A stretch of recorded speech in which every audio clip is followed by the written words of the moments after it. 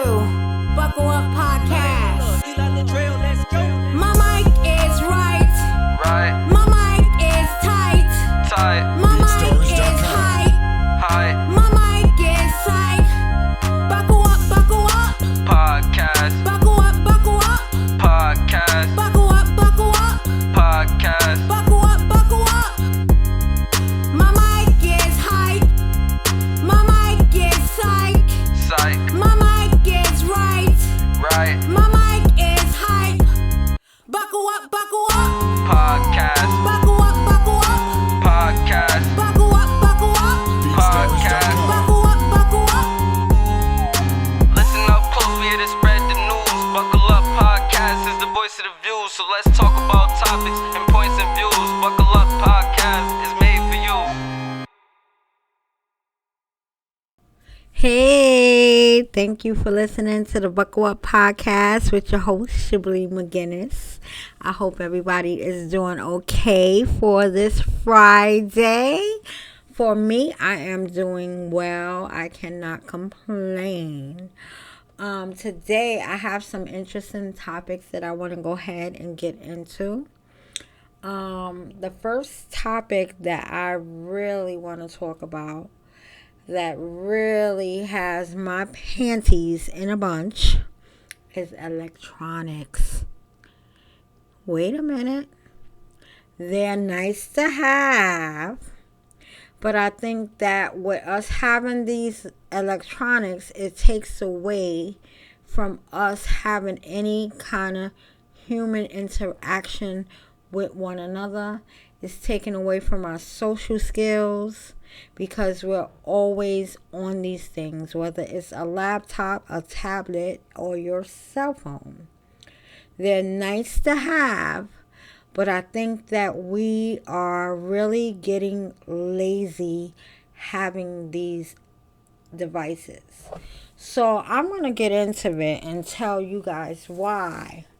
Give you guys examples of why I feel frustrated with these electronics. Okay? I didn't think that these electronics would take away our interaction with one another as humans and as a social mechanism for us. So these things are really interfering on how we interact with one another using these devices. We are dependent wholeheartedly on these devices where years ago it wasn't like that. So let me give you my examples of my frustration of my devices, and you guys can leave a comment and let me know how you feel about what I'm talking about with these devices. So my first example, my husband and I last week, we went on a road trip, and of course we had to stop to get something to eat with our drive-in, and our drive-in going to New York City from upstate New York. So we stopped and we went to try to grab something to eat at Wendy's. So when we went inside Wendy's, there was a long line. And I'm like, okay, it's a long line. I see people in the back. I see, people in the back, one at the drive-thru, one on fries, one standing around, and I'm quite sure there was people back there on the grill. So with the remodel and that they've done for these restaurants, you really can't see them anymore in the back, but you can hear them. So I'm wondering why this line is so long, and it's long because people are ordering their food from Wendy's on a kiosk. So I'm like, okay, it's enough people back there. Someone can't come to the front and take these customers' orders so that the line can move swiftly and people can go have a seat to eat their food, get their food and go about their business out the door. Like, we literally have a line, and if I can count how many people. I'm just going to say there was like maybe 5-6 people waiting to use this kiosk. Okay, and then you still have a crew back there that somebody couldn't come to the front and see that there was a line and help the line go quicker. Everybody is not computer savvy on a kiosk. So that's going to make your time even longer standing on the line when you have about 6 or 7 people waiting to place their order. I was just so frustrated. So me and my husband, we had left Wendy's and we went across the street to McDonald's, where they did have a kiosk too. But the difference with McDonald's was they had someone in the front to help you out if you did not want to use the kiosk and you wanted to speak to someone to take your order on the register. I don't understand why these kiosks is in place. It takes away from your human contact with one another just to have a conversation, you know, and even just to move things along, or just to be happy to see somebody at the front to greet you so that you can get your order and step over to the side and let the next person take their order.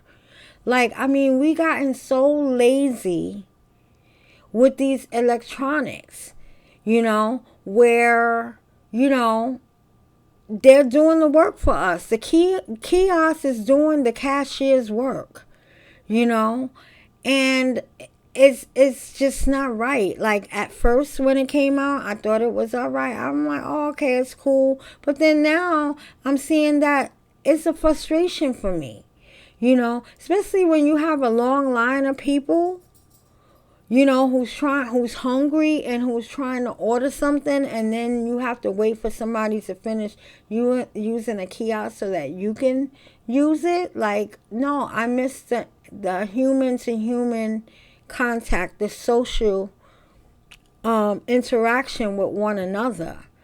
You know, it's like nobody wants to be bothered with someone anymore. Everything is electronic. Even now when you call in to handle your bills and to speak to a company, you don't even speak to a real live person anymore. You got to go through the prompts of a computer.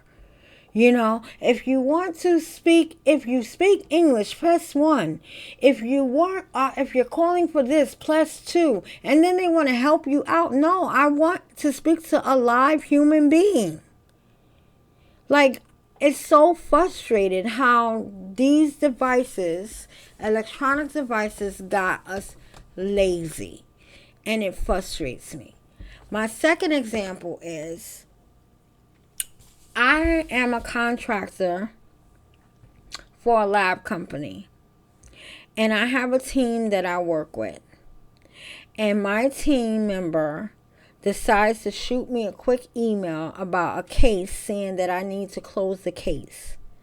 And I'm looking at it and I'm like, what case are you talking about? Because today is my day off. So so now we have this email going back and forth.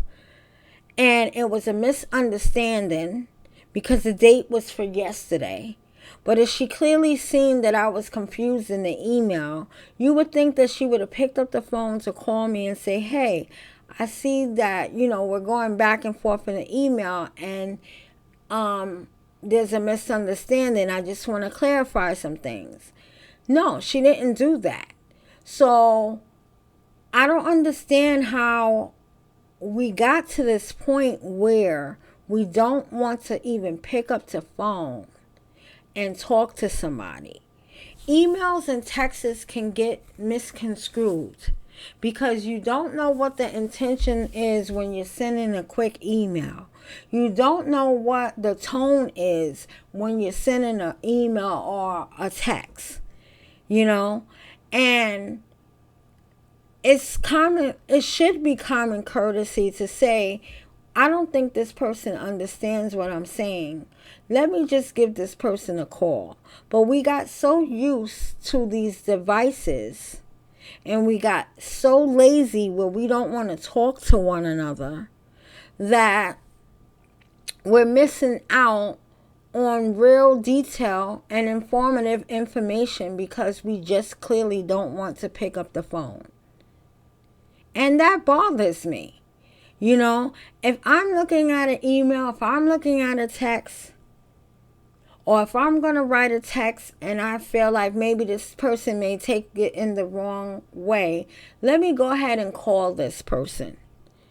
Because sometimes these texts and emails can be misconstrued, but we just got so comfortable with these devices that we don't even want to talk to a human being anymore.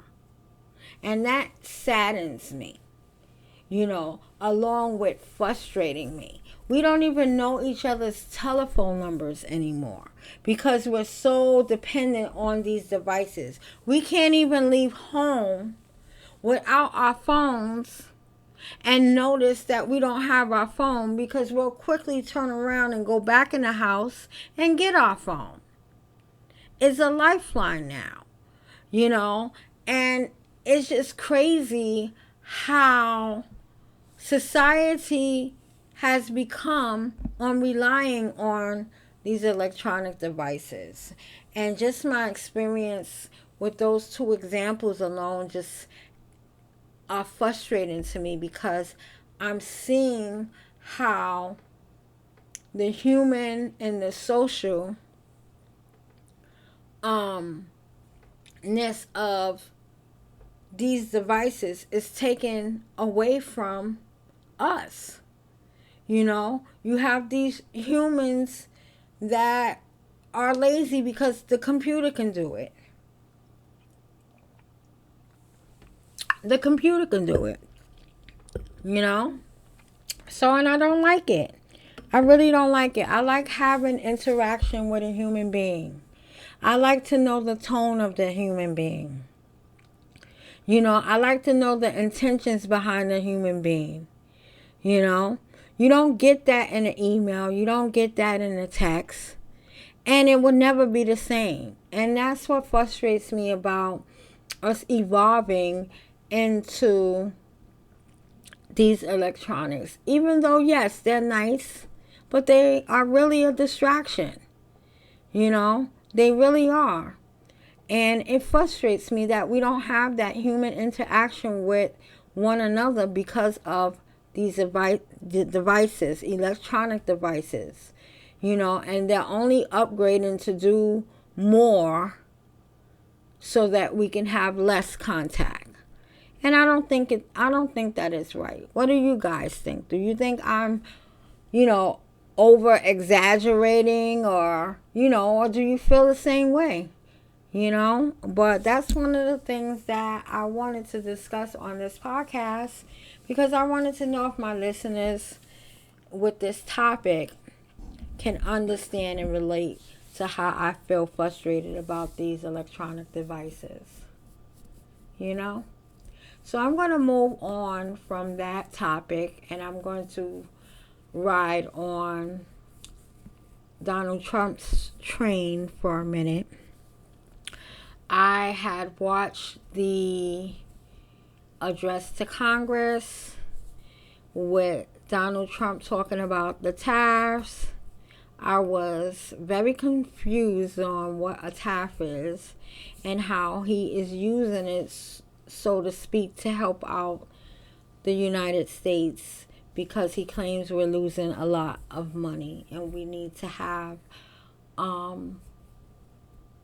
other countries pay for our imports. And I didn't know what a tariff was, so I had to Google it, and I found out that it's basically taxes on imported goods. Anything imported from another country, where they're going to put tax on it. And Canada is very upset. Mexico is very upset. China is very upset. We do business with them. Canada and Mexico more so because they are our neighbors. You know, Canada Prime Minister, you know, says that, you know, he's happy to turn off our electricity here in the United States if those tariffs, get through. Now our president, have put a pause on the tariffs and so that he can do some more investigation or more research or whatever you call it, before he start issuing these tariffs to Canada and Mexico and China. But all three countries are not happy with us at all about these tariffs. And I'm a little bit confused because, I've asked people who voted for Trump, like, what do you think of these tariffs and what he's doing? And the person that I asked was like, well, they have, he's saying like, if you can charge us, we can charge you, and they're upset about it. But Canada Prime Minister says that they've had an agreement with the United States on tariffs, and he feels like Trump is just not caring and he's breaking his commitment to the Canadian government, so that's why they're very upset with what Trump is trying to do. And they are threatening not to have any, not for us not to have any electricity here if that happens. That's one of the ways that they're going to retaliate to us. And they're also going to put a 25% on anything imported from the U.S. And matter of fact, they started taking down U.S. goods from their shelves the last time that I've seen the report. So this tariff thing is a serious thing. And it really is going to affect us if he doesn't have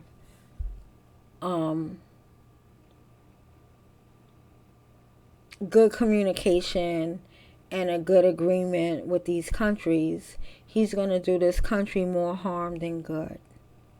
So I pray that, he does the right thing, because these are our allies, Mexico and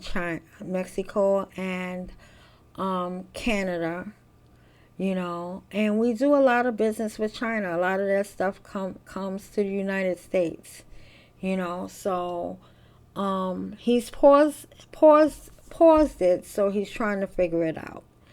And I just hope that it comes into a good agreement, or things remain the same the way that there was, so that the people of the United States won't be affected by it. Because if he goes through with this, we are definitely going to be affected by it big time. And it's going to definitely be very uncomfortable for us. So I'm praying that things go well with that. But it was concerning to me, and I had to go ahead and look up what tariffs was and what they do and what does it mean for all the countries, but yeah, that's my Trump train for that. The next thing I want to talk about is I am terrified to get on a plane to go traveling anywhere. Last year I've been on 3 planes to go to 3 different places last year, vacationing and traveling, and now I'm scared to get on a plane to go anywhere because these planes are falling out the damn sky. And I truly believe that there's something going on in the atmosphere, that these planes are falling to the ground. And I don't understand, when this man got in office talking about President Trump, that now these planes are falling out of the sky. And just recently, the other day, the rocket blew up in the sky. So you can't tell me that it's not something going on in the atmosphere, because I truly believe that there's something going on in the atmosphere. And I want to know why. What the hell is happening? What is happening? I would love to take a trip, but now I'm scared for my safety flying on a plane because these planes are falling out the sky where they wasn't before. And then you have this rocket that Elon Musk got going in the sky that just blew up in the sky. Like, what is happening? What is happening? Guys, this stuff is so bizarre and scary. It's frightening. How many of you guys are feeling the same way that I feel? Like you're scared to fly right now. Like you really don't want to fly.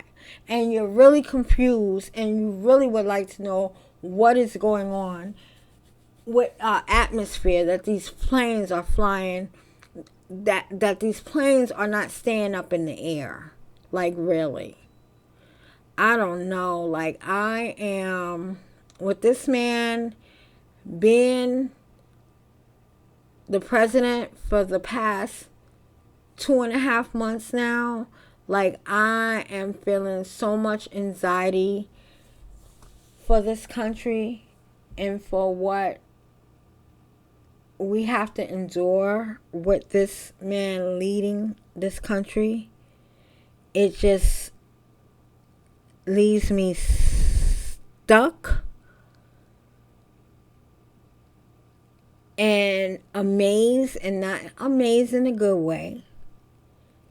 And I just feel stuck. I really do. I feel really, really stuck because so many changes is happening that really is going to hurt the people of the United States. It's really going to hurt us.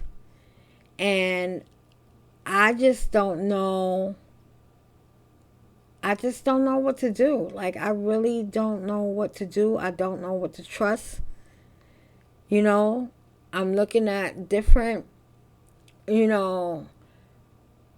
areas of information, and I really don't know what to believe. But I know one thing, and that one thing is we have to pray now harder than we ever did before with this man being in office.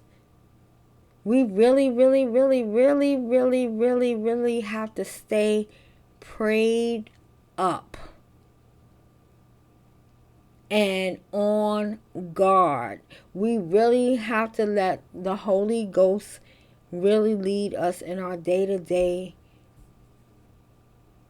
decisions and moves with this man being in office. We really have to keep our faith strong at this point, because I feel like everything is so up in the air right now. Everything is up in the air right now. It's a feeling that I really can't describe. As the only word I can feel is like I'm stuck. I'm stuck. And the only way that we can get unstuck, I can get unstuck, is if I just put my trust in the Lord and keep doing what I can do on a day-to-day basis, and just, pray that the Lord gives me great discernment and He speaks to me and allow me to move the way He wants me to move. And that's not only me, that's everybody, because we are living in the last days, honey.